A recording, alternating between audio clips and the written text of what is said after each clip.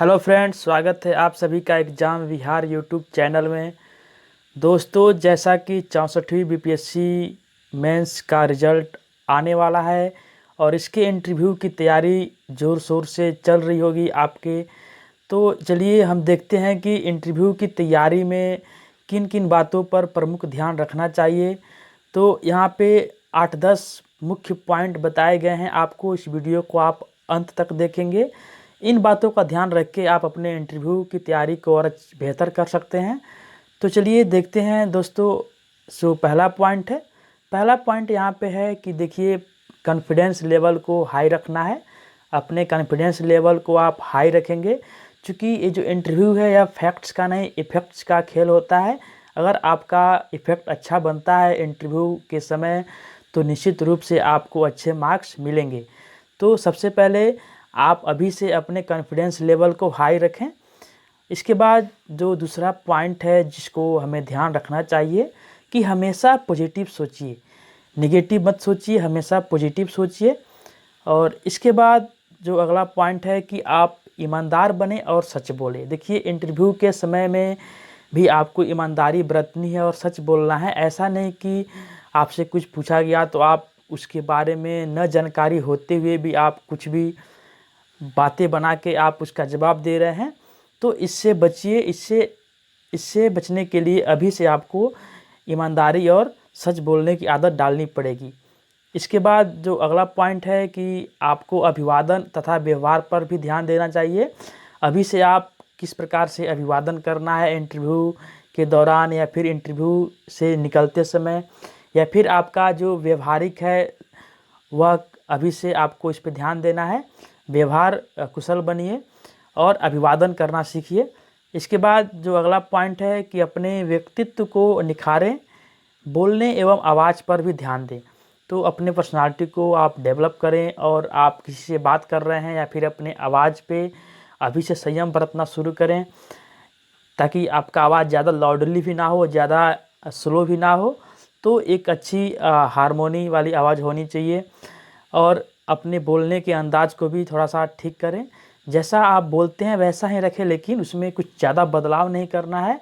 जो नेचुरली आपका जो वॉइस है या जो आपका बोलने का तरीका है उसे ही बनाए रखें। लेकिन अगर उसमें थोड़ी बहुत एग्रेशन है, या फिर थोड़ी सी उसमें कुछ हिचकिचाहट है, या थोड़ी सी शर्मिंदगी आपको आती है किसी के सामने बात करने बोलने में, तो उसको धीरे धीरे दूर करने का प्रयास करें।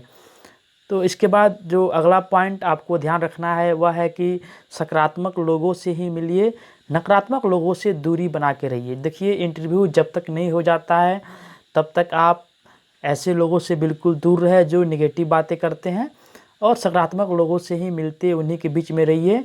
और बिल्कुल 100% अपने कॉन्फिडेंस रखिए कि आपका रिजल्ट होगा और इंटरव्यू भी आपका सही जाएगा।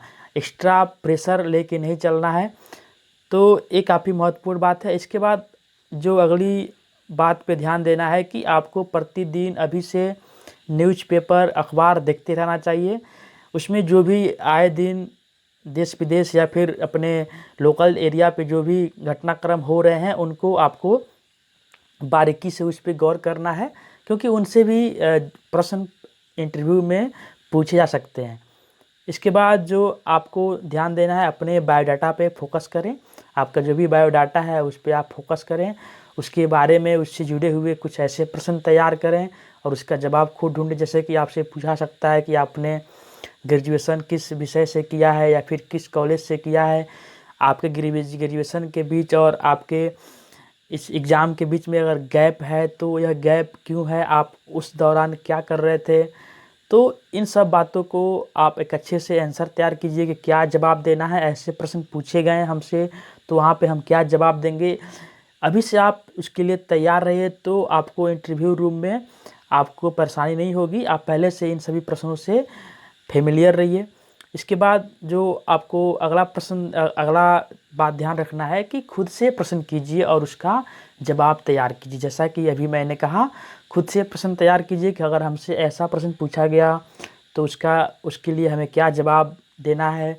और इसके लिए आप हमारे चैनल पे बहुत सारे लगभग 50 से अधिक वीडियो अपलोड किए गए हैं, जो विभिन्न प्रकार के पदों पे चयनित जो टॉपर्स हैं, चाहे एसडीएम है या फिर डीएसपी हैं या फिर एलईओ या फिर और भी बहुत सारे सीटीओ हैं, उन पदों पर चयनित अभ्यर्थियों के इंटरव्यू से जुड़े हुए प्रश्न, उनसे प्रश्न क्या पूछे गए थे, उन्होंने उनका जवाब कैसे दिया था, तो इस पे वीडियो अपलोड किया गया है। आप जाके प्लेलिस्ट में इंटरव्यू एवं मेंस के नाम से प्लेलिस्ट बनी हुई है, उसमें आप इन सभी वीडियो को देख सकते हैं। आपको वहाँ से बहुत ही लाभ मिलेगा।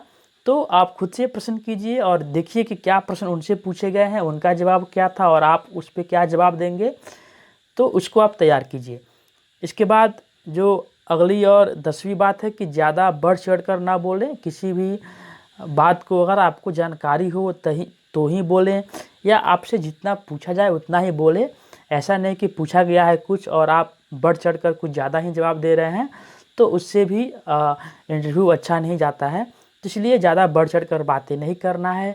दूसरी बात कि अगर आपको किसी कार्य क्षेत्र के बारे में जानकारी नहीं है तो उसको ना बोलें, नहीं तो क्रॉस क्वेश्चन सीधा पूछा सकता है। जैसे कि आपसे पूछा गया कि आपका गैप क्यों है, तो आप जवाब देंगे कि मैं इस समय कुछ भी जवाब देंगे कि मैं इसमें यहाँ पे वर्किंग था, इस फैक्ट्री में या इस डिपार्टमेंट में मैं कार्य कर रहा था। तो सीधा आपको उस फैक्ट्री से या उस डिपार्टमेंट से जुड़े हुए प्रश्न पूछे जा सकते हैं।